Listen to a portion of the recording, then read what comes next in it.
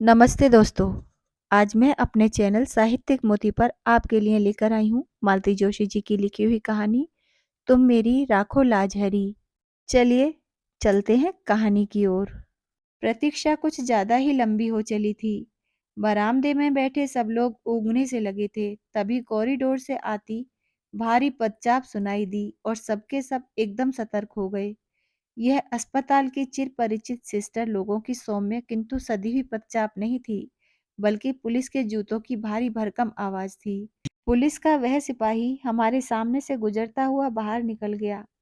कुछ ही पल बाद वह लौटा तो अकेला नहीं था, इंस्पेक्टर शुक्ला भी उसके साथ थे।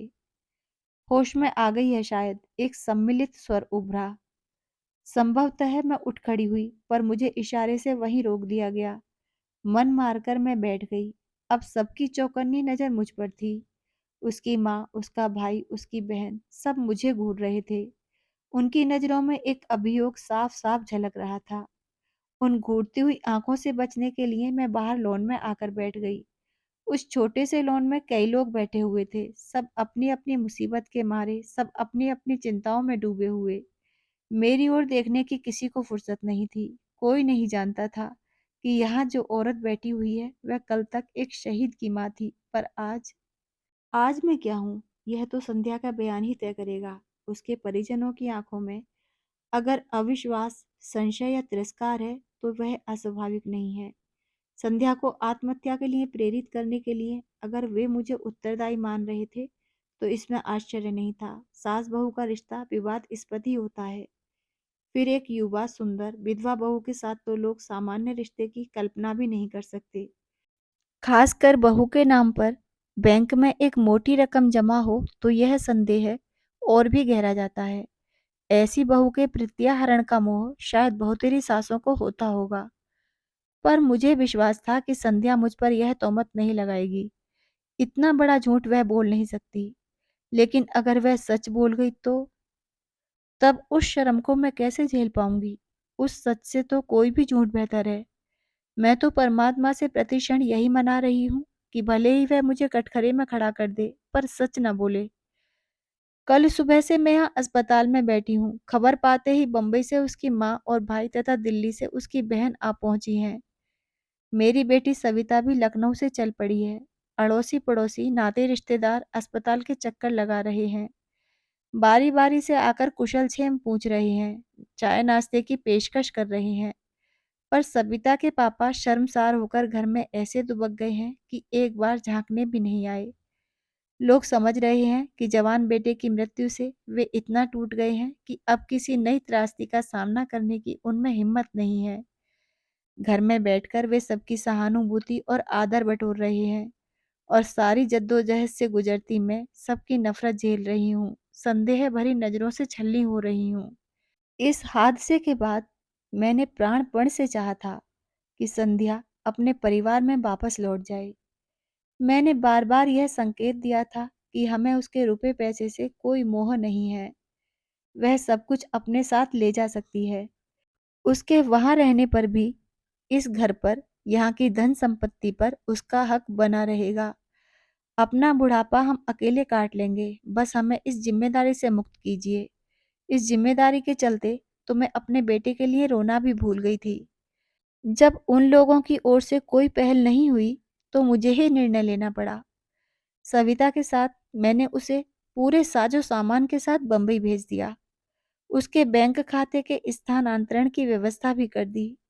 लेकिन 15 दिन भी नहीं बीते कि वह बैरंग चिट्ठी की तरह लौट आई। साथ में उसकी माँ भी थी। समधिन ने हाथ जोड़कर कहा, बहन जी, आपका इतना बड़ा घर है, लड़की कहीं भी पड़ी रहेगी, आपकी सेवा करके जिंदगी गुजार देगी।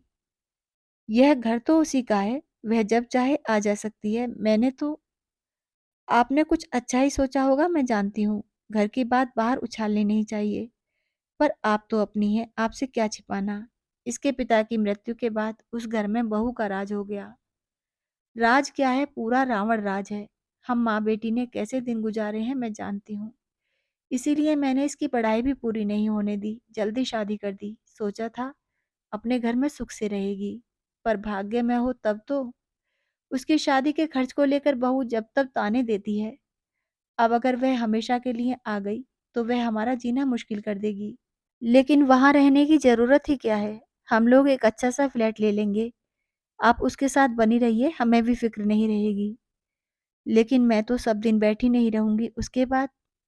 बहन, हम भी कोई अमर पट्टा लेकर नहीं आए हैं, जाना तो हमें भी है और जितनी जल्दी चले जाएँ उतना अच्छा। पर जाने से पहले उसका ठिकाना करके जाना है। अच्छा घर-वर देखकर उसकी शादी कर देनी है। इतनी बड़ी पहाड़ सी ज़िंदगी वह अकेली कैसे काटेगी? तो बहन जी, यह काम भी आप ही कर सकती हैं। भाई साहब आपके साथ हैं।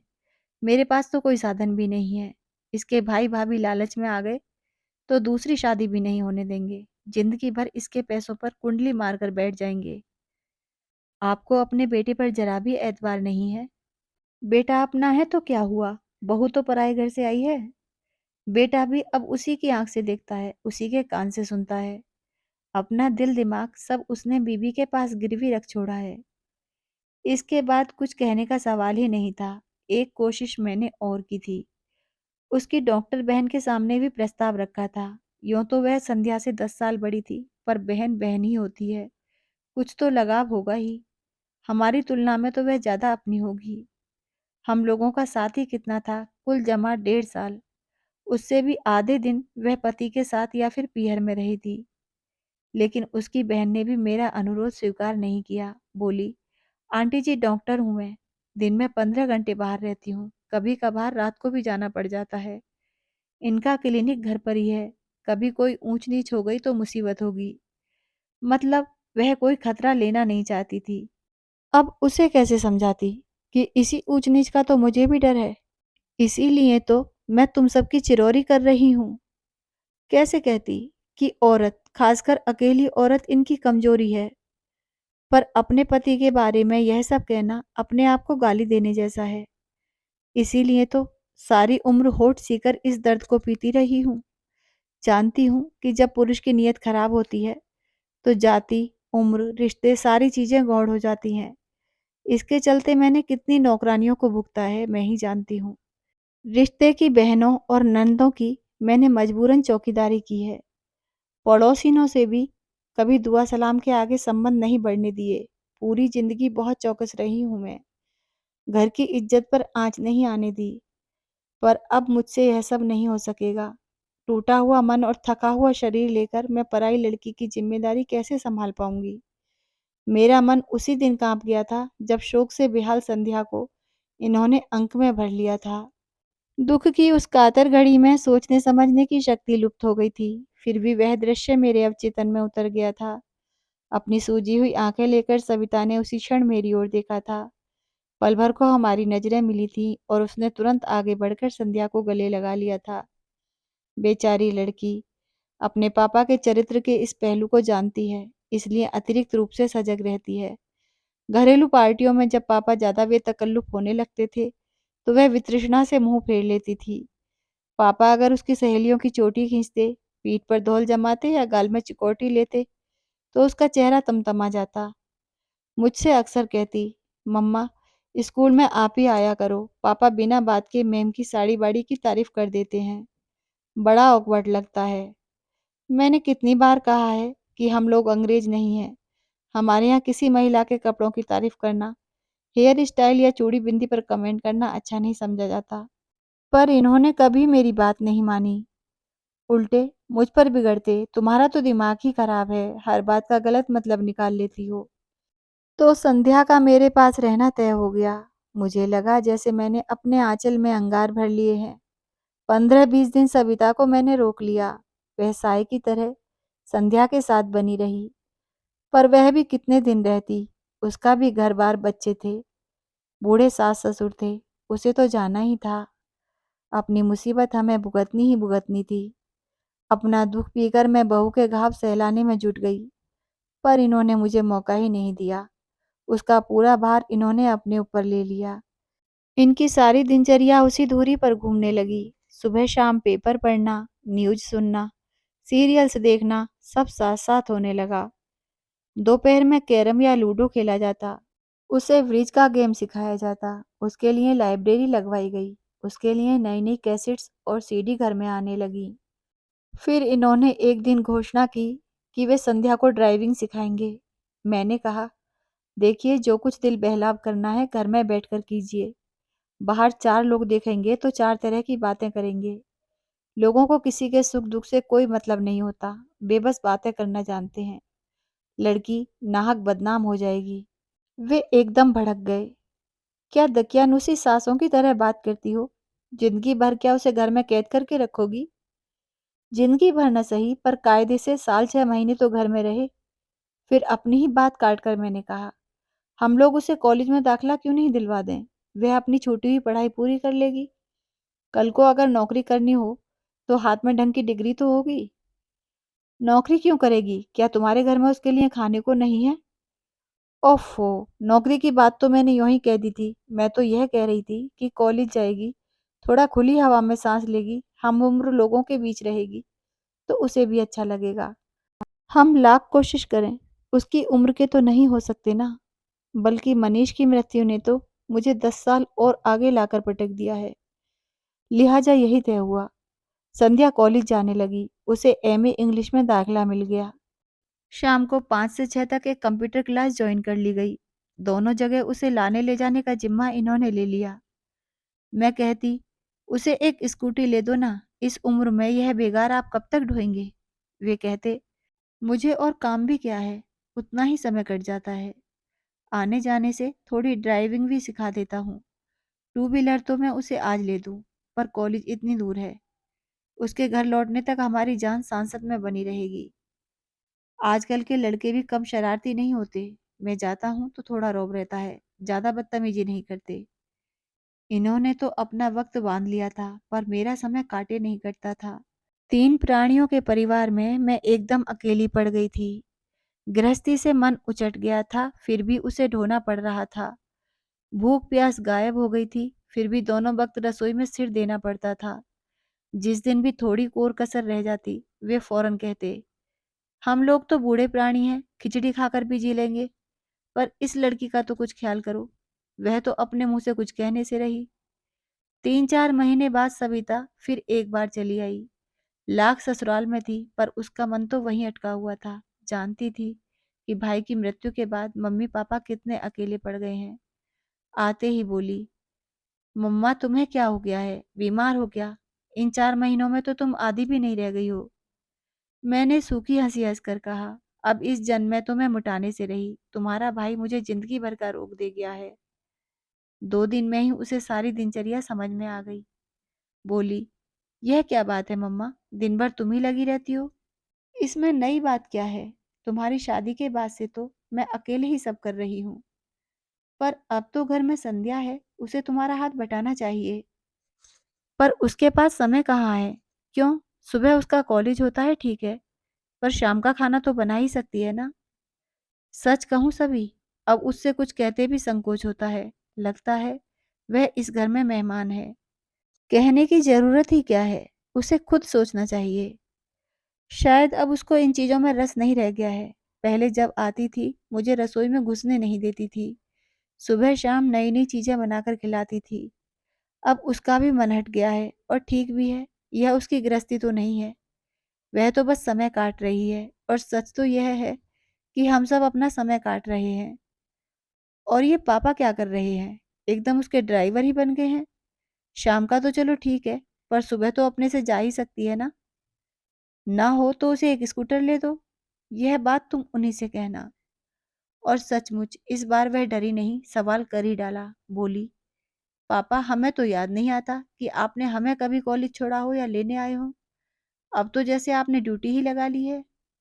इन्होंने एक बार घूरकर मेरी ओर देखा और फिर कहा, बेटा जब तुम पढ़ती थी तब ना मेरे पास समय था ना गाड़ी थी। अब तो मेरे पास समय ही समय है। मैं तुम्हारी माँ की तरह चौबीसों घंटे ठाकुर जी के सामने ध्यान लगाकर नहीं बैठ सकता। मुझे भगवान से नफरत हो गई है। सारे व्रत अनुष्ठानों पर से मेरा विश्वास उठ गया है। इसलिए मैं अपनी शांति कहीं और खोजता हूँ। एक बात और सभी, तुम्हारी अपनी एक भरी पूरी दुनिया है, और यह लड़की बिल्कुल अकेली है। मैं उसका अकेलापन बांटने की कोशिश करता हूँ, और उसका तो एक बहाना है। सच तो यह है कि मैं अपना ही अकेलापन बांटने की कोशिश कर रहा हूँ। आखिरी बात कहते कहते इनका स्वर कातर हो आया था। हम दोनों शर्म से जैसे पानी पानी हो गईं। अपने दुख को सहलाते हुए हम यह भूल ही गई थी कि मरने वाला इनका भी कोई था। वह इनकी भी आंखों का सपना था, बुढ़ापे की लाठी था, कलेजा का टुकड़ा था।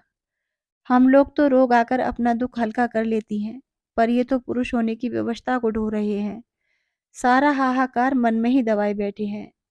उस अश्रुसिक्त वेला में मैंने इनके सारे अपराध क्षमा कर दिए। नवंबर में नेहा की शादी निकल आई। इकलौती ननंद की इकलौती बेटी की शादी थी। अपना सारा शौक समेटकर हमें भात की तैयारी में जुट जाना पड़ा। जब पहली बार खरीदारी के लिए निकली तो लगा जैसे युगों बाद घर की चारदीवारी से बाहर आई हूँ। संध्या और उसके पापा तो जिस तिस बहाने से रोज ही बाहर जा रहे थे, पर मैं साल भर से घर में कैद होकर रह गई थी। मंदिर तक जाने का मन नहीं होता था। शादी से 8 दिन पहले कृष्णा भात मांगने आई थी तो साथ में पीले चावल भी लाई थी। निमंत्रण देते हुए बोली, भाभी आप लोगों को पूरे 4 दिन तक वहीं आकर रहना है। 17 को लेडीज संगीत में आओगी तो 20 को बेटी की विदा के बाद ही लौटना। शादी में तो खैर आना ही है कृष्णा, पर संगीत वंगीत में मैं नहीं आ सकूंगी। क्यों? क्या करूं? कहीं जाने का मन ही नहीं होता। तुम विश्वास नहीं करोगी, पिछले साल सवा साल में हम लोगों ने एक भी शादी अटेंड नहीं की है। अब यह घर की शादी है, इसलिए इसलिए तो कह रही हूँ। तुम नहीं जाती हो तो भैया भी नहीं जा पाते हैं। ऐसा कब तक चलेगा? जीना है तो जिंदगी की कुछ शर्तें भी तो माननी होंगी। इसीलिए आग्रह कर रही हूँ कि तुम आओगी और सारे कार्यक्रम अटेंड करोगी। सच कहूँ कृष्णा, इस लड़की को घर छोड़कर कहीं जाने का मन नहीं होता। तो उसे भी लेती आओ ना। ऐसे भी तो सब जगह आती जाती रहती है। सुरेश नरेश बताते रहते हैं कि अक्सर मामा के साथ गाड़ी में दिख जाती है। जरूर दिख जाती होगी। सुबह कॉलेज जाती है, शाम को कंप्यूटर क्लास जाती है। लाने ले जाने की ड्यूटी इनकी है। अब क्या करें? इतनी बड़ी जिंदगी उसके सामने है, कुछ ना कुछ तो करना ही पड़ेगा। हम लोग तो सब दिन बैठे नहीं रहेंगे। हाँ, खैर वो तो ठीक है, कृष्णा ने जैसे उकता कर कहा। पर तुम्हें संगीत में जरूर आना है, नहीं तो मैं भात नहीं लूंगी, कह ही देती हूँ। और बहू को भी ले आना, उसका भी मन बहल जाएगा। तुम जरा अपने से कह देती, मैंने दबी जबान से कहा। पर कृष्णा ने ध्यान नहीं दिया। बहुओं को इतनी लिफ्ट देने के पक्ष में वह नहीं थी। बोली, तुम लोगों से कह तो दिया, वह क्या तुमसे अलग है? कभी कभी दो शब्द भी लोगों को कितने भारी पड़ जाते हैं। बड़ी मुश्किल से संध्या को राजी किया जा सका। उसके बाद दूसरी समस्या सामने आई। मम्मी जी मैं क्या पहनूं? यह बात नहीं कि उसके पास कपड़ों की कमी थी, वह तो रोज ही बाहर जा रही थी। अपनी मनपसंद पोशाक और मनपसंद रंग पहन रही थी। मैंने कभी टोका टाकी नहीं की, मेरा तो उस ओर कभी ध्यान भी नहीं गया। पर यह प्रसंग अलग था और इस बात को संध्या भी समझती थी। वहां उसे एकदम वैरागिन बनाकर तो नहीं ले जाती, फिर भी कुछ सतर्कता बरतना जरूरी था। वहां तमाम जाति बिरादरी की महिलाएं होंगी, कृष्णा के ससुराल वाले भी होंगे। जरा सी चूक हुई नहीं कि सबको चर्चा के लिए विषय मिल जाएगा। अपनी सारी अलमारी खंगालकर मैंने उसके लिए मोतिया रंग की एक साड़ी निकाली। मोती मूंगे वाला एक हल्का सा सेट निकाल कर दिया। उसका सहज सौंदर्य उतने से ही खिल उठा। अपने लिए मैंने उससे भी हल्के रंग की एक चंदेरी निकाल ली। इन्होंने देखा तो बेहद नाराज हुए। तुम दोनों मेरी बहन के यहाँ मंगल गीत गाने चल रही हो या मातम करने? मैंने कहा, प्लीज आप हमारे बीच में न पड़िए। 4 लोगों के बीच में जरा सोच समझ कर ही जाना होता है। फिर ये कुछ नहीं बोले, पर पूरे समय मुंह फुलाए रहे। हम लोग जब पहुंचे तो कार्यक्रम शुरू हो चुका था। नेहा की सहेलियां किसी फिल्मी गीत पर नाच रही थीं। हम लोगों के पहुंचते ही कुछ क्षण को नृत्य रुक गया। सबकी आंखें संध्या की ओर उठ गईं।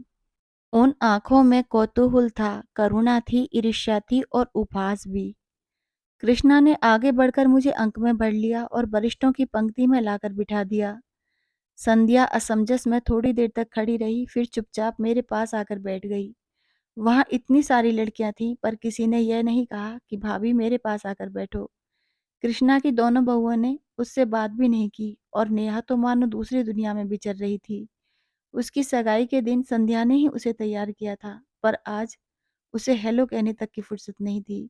मुझे एक और प्रसंग याद आया। मनीष की शादी के 2 महीने बाद ही नरेश की शादी हुई थी। उस समय संध्या नई नवेली दुल्हन थी, पर सबके अनुरोध पर वह इतना अच्छा नाची थी कि मेरा कलेजा गज भर का हो गया था। और आज जैसे वह उस बिरादरी से बहिष्कृत हो गई थी। करीब 9 बजे के आसपास इन्होंने मुझे बुलाया, बोले, "ये गाना बजाना तो शायद 12 बजे तक चलेगा। मैं निकलता हूँ। सुरेश या नरेश में से कोई तुम लोगों को छोड़ देगा।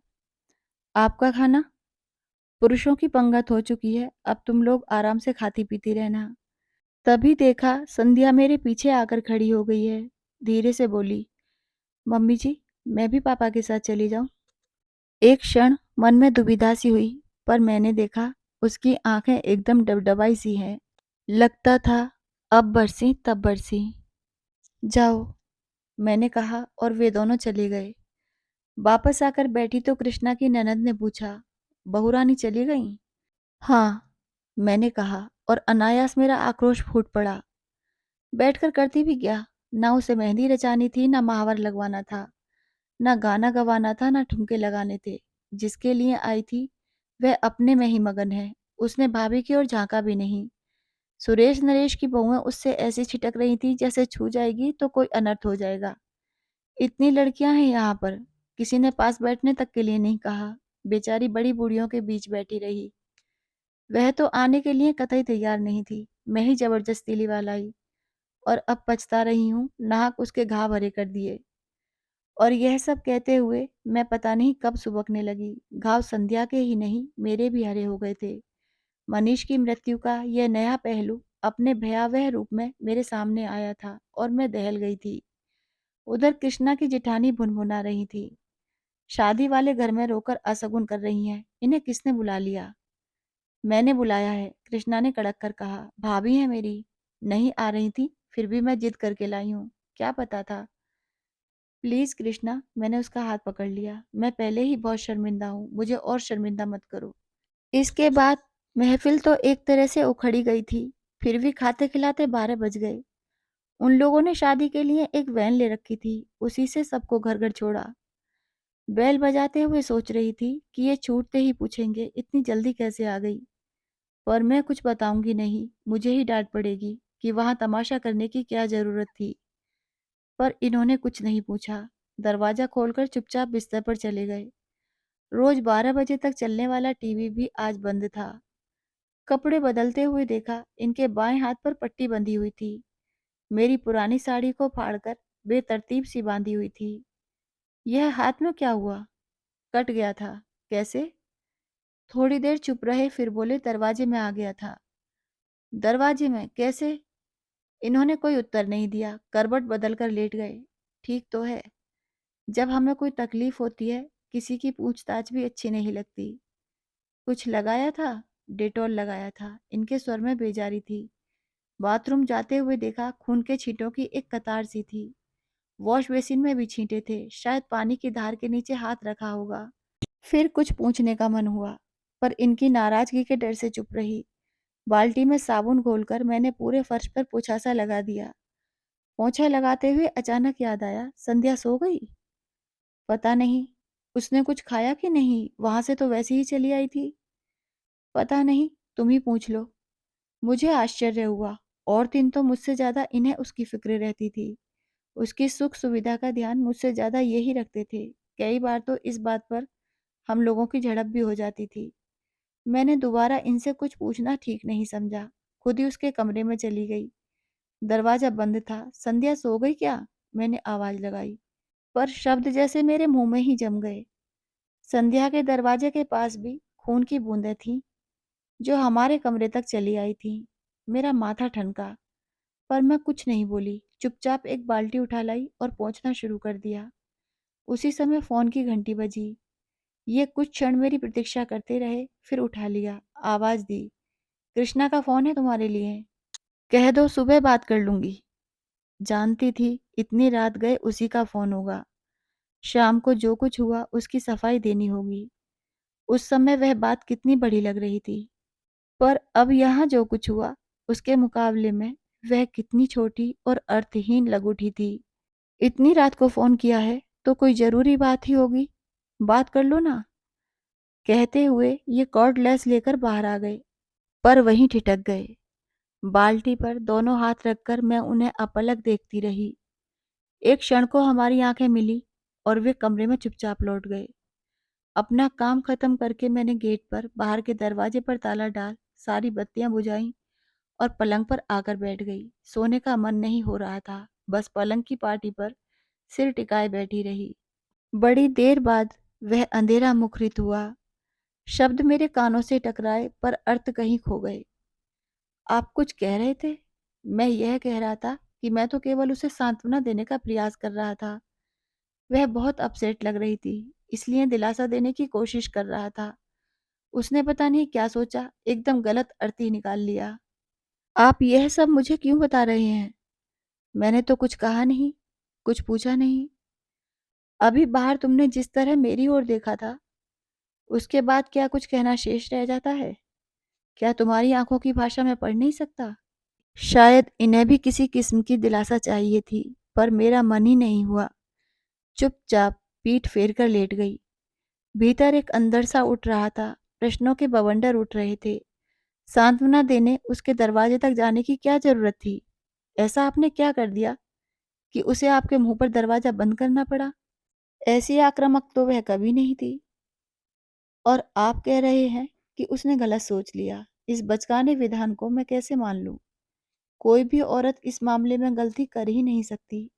छोटी बच्ची भी इस स्पर्श की भाषा को बखूबी समझती है, फिर चाहे वह स्पर्श नौकर का हो, दोस्त का हो, सहकर्मी का हो। औरत इसे परखने में कभी गलती नहीं करती। ईश्वर ने स्त्री को यह अद्भुत सहज ज्ञान प्रदान किया है। भीड़ की धकापेल में भी वह हर स्पर्श को अलग से परिभाषित कर सकती है। और ये कह रहे हैं कि उसने गलत सोच लिया होगा। ईश्वर करे ऐसा ही हो। उस रात मैं मना रही थी कि वह यहीं ठहर जाए। इस रात की सुबह कभी ना हो और मुझे संध्या का सामना ना करना पड़े।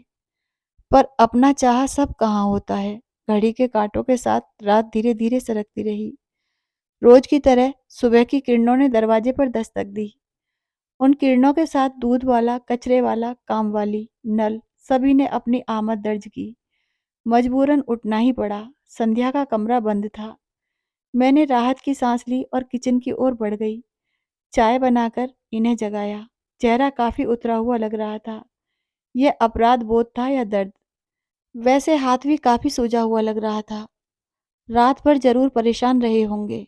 और कोई वक्त होता तो इतनी हायतोवा मचाते, ना खुद सोते ना मुझे सोने देते। पर इस बार तो मुझे पता ही नहीं चला। 8 बजे कृष्णा का फोन आया। वह मुझसे बात करने को व्यग्र थी, पर मैंने मौका ही नहीं दिया। कृष्णा, अच्छा हुआ तुमने फोन कर लिया। मैं बस अभी करने ही वाली थी। तुम्हारे यहाँ कार्यक्रम कितने बजे है? तुम्हारा कार्यक्रम है भाभी, जब तुम आ जाओ। तो 9:30 10 तक ठीक रहेगा ना? ऐसा करो, सुरेश नरेश किसी को भेज दो। तुम्हारे भैया के हाथ में चोट आ गई है, ये ड्राइव नहीं कर पाएंगे। और तुम तो जानती हो रिक्शा के लिए भी यहाँ कितनी दूर जाना पड़ता है। फिर इनसे कहा, आप तैयार हो जाइए, 9:30 बजे हम लोग चले चलेंगे। मेरा जाना क्या बहुत जरूरी है? इनका स्वर थका हुआ था।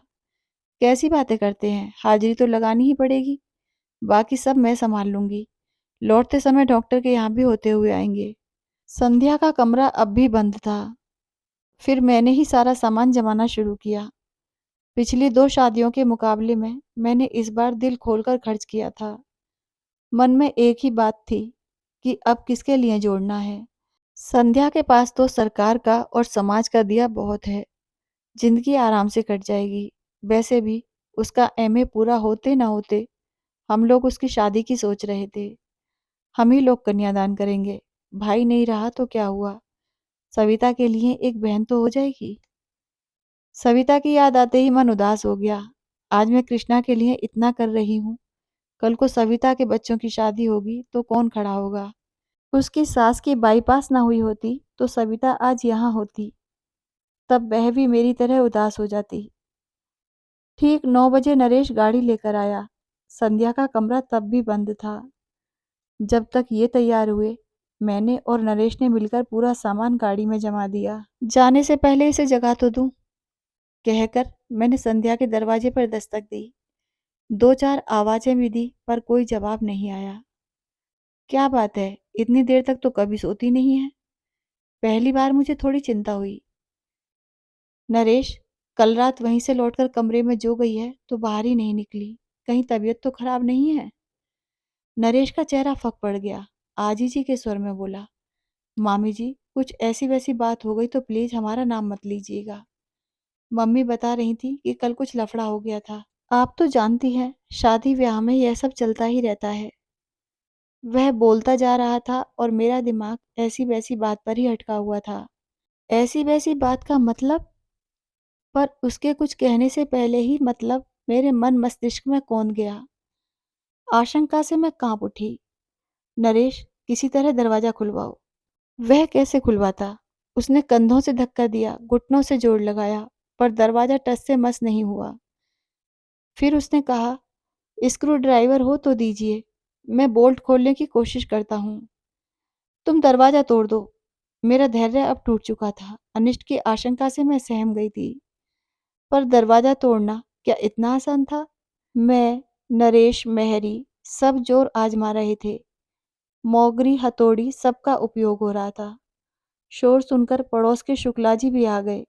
उनकी भी मदद ली गई। बड़ी देर बाद थोड़ी सी फांक मिली तो धड़कते दिल से मैंने सबसे पहले पंखे का मुआयना किया। वह बंद था।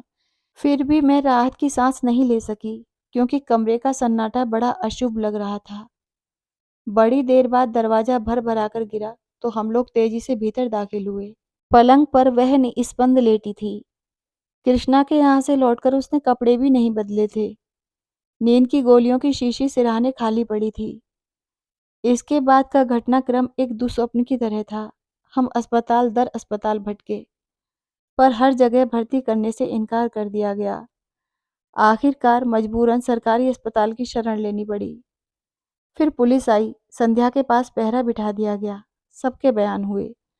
अड़ोसी पड़ोसियों से, रिश्तेदारों से, उसके सहपाठियों से पूछताछ हुई। उसके भाई बहनों को फोन किए गए। बेचारा नरेश इस हंगामे के बीच मामा जी की पट्टी करवा लाया था। पता चला 3 अंगुलियों में हेयर लाइन क्रैक है और छोटी उंगली का एकदम कचूमर ही निकल गया है। अच्छा हुआ कि इस समय सबका ध्यान संध्या की ओर था। इनके एक्सीडेंट के बारे में किसी ने उत्सुकता नहीं दर्शाई, नहीं तो किस किस को क्या क्या कैफियत देती। नरेश के जाने के बाद एक बात याद आई। घर में जब दरवाजे के साथ जोर आजमाइश हो रही थी, ये आंखें बंद किए आराम कुर्सी में चुपचाप लेटे हुए थे। जब हम लोग संध्या को उठाकर बाहर ला रहे थे, तब भी इन्होंने सिर उठाकर या आंख खोलकर नहीं देखा। इस बात को अब 24 घंटे से ज्यादा बीत चुके हैं, शायद 28 घंटे। तब से मैं अस्पताल में ही बैठी हूँ। इतनी देर तक मैं ईश्वर से लगातार संध्या के जीवन की भीख मांग रही थी, और अब जबकि वह होश में आ गई है, मैं मना रही हूँ कि वह भले ही मुझे कटघरे में खड़ा कर दे, पर सच न बोले। मुझे जेल की सलाखों के पीछे रहना मंजूर है, पर इस उम्र में मैं यह शर्म बर्दाश्त नहीं कर पाऊंगी। आंटी जी, आंटी जी। मैं अपने विचारों में इस कदर खोई थी कि इस आवाज को पहचानने में थोड़ा समय लगा। सिर उठाकर देखा, संध्या की बहन खड़ी थी। आप यहाँ बैठी हैं और आपके लिए हमने पूरा अस्पताल छान मारा। उसका स्वर एकदम शांत था और मैंने गौर किया उसका चेहरा भी तनाव रहित था। फिर भी मैंने डरते डरते पूछा, संध्या कैसी है? अब खतरे से बाहर है, पर कमजोरी तो अभी रहेगी। चलिए ना, आपको बहुत याद कर रही है। मैंने उठना चाहा, पर पांव जैसे जम से गए। उसी ने सहारा देकर उठाया। चलते समय भी उसने मेरा हाथ नहीं छोड़ा। आप लोग उस दिन किसी की शादी में गए थे? चलते हुए उसने पूछा। हाँ, क्यों? मेरा गला सूखने लगा था। वह बता रही थी कि मनीष की मृत्यु के बाद पहली बार ऐसे फंक्शन में गई थी, इसीलिए उस माहौल को बर्दाश्त नहीं कर सकी। संध्या ही क्यों, साल भर से हम लोग भी किसी शादी में नहीं गए, पर यह घर का मामला था, जाना पड़ा। वही तो, आप दोनों की बड़ी तारीफ कर रही थी। कह रही थी कि आप लोगों ने कभी एहसास नहीं होने दिया कि वह विधवा है, इसीलिए वह भी इस सच को भूल सा गई थी। पर शादी में जब इसी सच का सामना करना पड़ा तो उसे धक्का लगा, वह सह नहीं पाई। यह तो कहिए कि समय से इलाज हो गया, वरना। ईश्वर, तेरा लाख लाख शुक्र है, मैंने दोनों हाथ जोड़कर कहा। मेरे हाथ कांप रहे थे, आवाज लरज रही थी, पैर जवाब दे रहे थे। 2 दिनों की भूख प्यास और अनिद्रा और दुश्चिंता सब एकदम मुझ पर हावी हो गए। 2 कदम चलना मेरे लिए दूभर हो गया। लड़खड़ाकर मैं वहीं एक बेंच पर दम से बैठ गई। मुंह से बस इतना ही निकला, थैंक यू संध्या। अभी आप सुन रहे थे मालती जोशी जी की लिखी हुई कहानी तुम मेरी रखो लाज हरी। दोस्तों, यदि कहानी अच्छी लगी हो तो वीडियो को लाइक कर दीजिए, मेरे चैनल को सब्सक्राइब कर लीजिए, बेल आइकन को ज़रूर दबा दीजिए ताकि जब भी मैं अगली कहानी अपलोड करूं तो नोटिफिकेशन आप तक पहुंच जाए। कहानी के बारे में अपने विचार और यदि आप मुझे कोई सुझाव देना चाहते हैं तो अपने सुझाव आप कमेंट बॉक्स में लिख सकते हैं। धन्यवाद।